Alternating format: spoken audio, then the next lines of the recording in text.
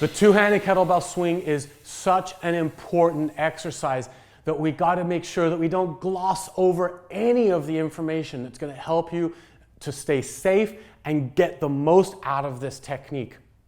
With that said, this lesson unto itself should be pretty short because we've already learned the building blocks along the way to develop this exercise properly. It started off with the plank position, and you guys developed the plank position on the ground, which is the standing position of the two-handed kettlebell swing.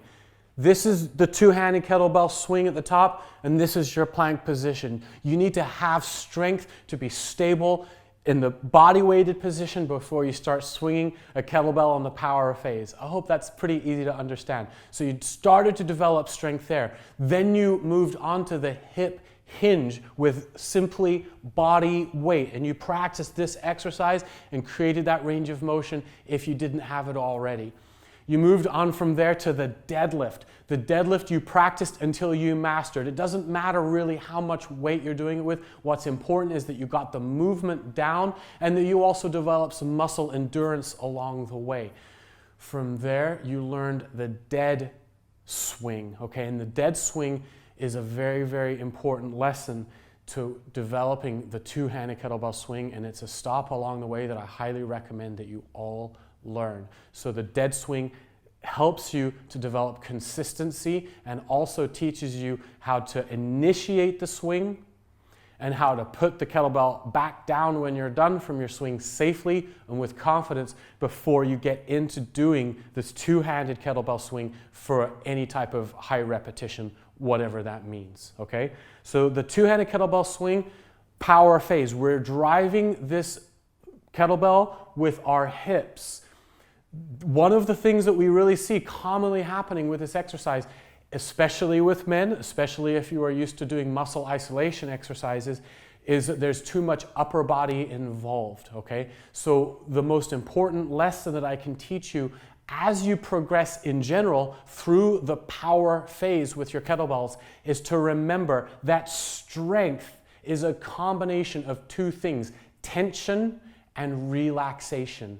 And I can't tell you how frequently I see that somebody has far too much tension and it actually slows them down and causes them to gas out too quickly or even see muscle fatigue with weights that they shouldn't see fatigue with.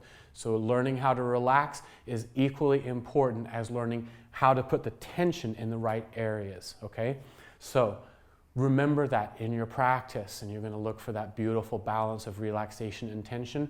The other thing that we really want to keep our mindset focused towards with the two-handed kettlebell swing is consistency, you guys. That is the most difficult part of this exercise because it happens very quickly. One kettlebell swing takes roughly 1.5 seconds, and that's quite a long distance for a bell to travel one way and all the way back. Okay, so it happens quickly, so it doesn't give you a lot of time to think about it. By the time you're doing this, you should already have some basic proficiency through your nervous system for this movement, right? Which is why we've taken the steps that we've taken to get to this point. So the two-handed kettlebell swing, we already know where to place the bell because we started off with our dead swing, 12 to 14 inches out front. We're going to do our safety check as we sit back into the hips, flat back, head in alignment with the spine, and a safety check from the flat feet all the way up to the top of the head, leaning the bell in, squeezing those lats and triceps, and starting off from that dead swing position that we've already learned. Now we're just going to go for mini reps, and in this case, let's do 10. Inhale, swing back,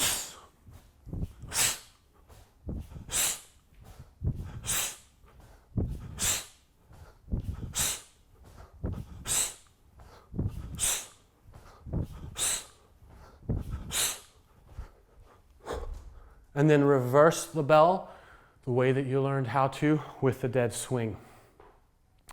You see the breathing pattern in there. Exhaling sharply through the mouth, inhaling as I come down. 70% breath, a comfortable breath, and that air helping to create stability through my torso when I'm in the most compromised position at the base of the swing, okay? Coming all the way up to completely neutral, squeezing the abdomen, bracing through the pelvic floor, and making sure that my hips are all the way open at the top of the swing. In other words, I'm not leaving my hips behind at the top of the swing. Complete the movement with a little bit of a hip snap. Okay? You pop the hips to that standing position all the way neutral. Avoiding, however, a lean backwards. Okay? So as your hips drive forward, your shoulder should be over your hips at the top of the swing and not end up behind your hips at the top of the swing, okay? Whether that means through hip extension or back extension, it's not necessary in this exercise. We're looking for neutral alignment right here. Packing down tightly, triceps and lats, exhale. As I've mentioned before, you're going to let this bell fall, and you're very patient as those forearms come close to your hips. They come into contact, and that initiates the backward movement. This is the base of your swing. The bell will be approximately here.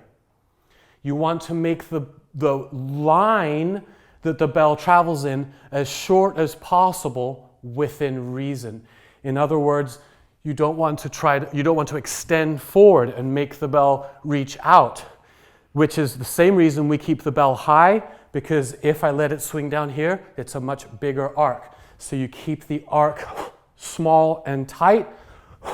One of the ways that you're doing that is with your lat and upper back, pulling those arms backwards and that bell closer to your body throughout the movement.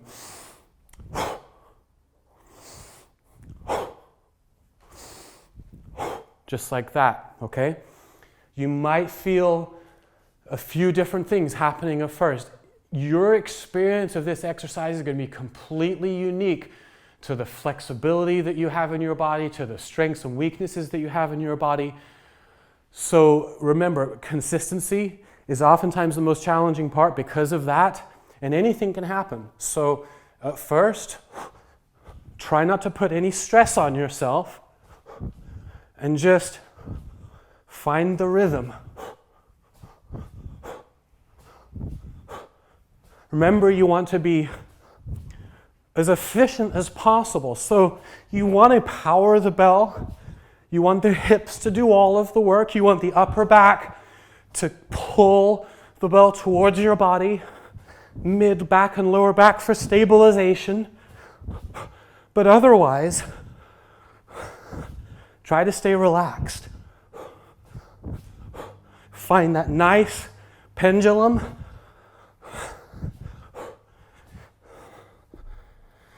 And from there, just look for consistency.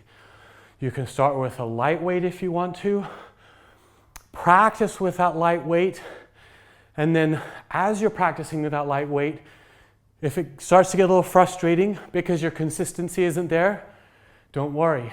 Develop the move and know that as you go heavier, the slightly heavier bells will teach you just a little bit more as you progress. This is a wonderful exercise. As you can tell, my heart rate's up even from using a light bell, and it's going to work so many muscles in your body, burn a ton of calories, and it's a lot of core, and also, of course, you're really having to be aware of your body throughout this exercise. It's a wonderful training tool. The two-handed kettlebell swing, practice it, master it. It's a fundamental. We're going to use it a lot.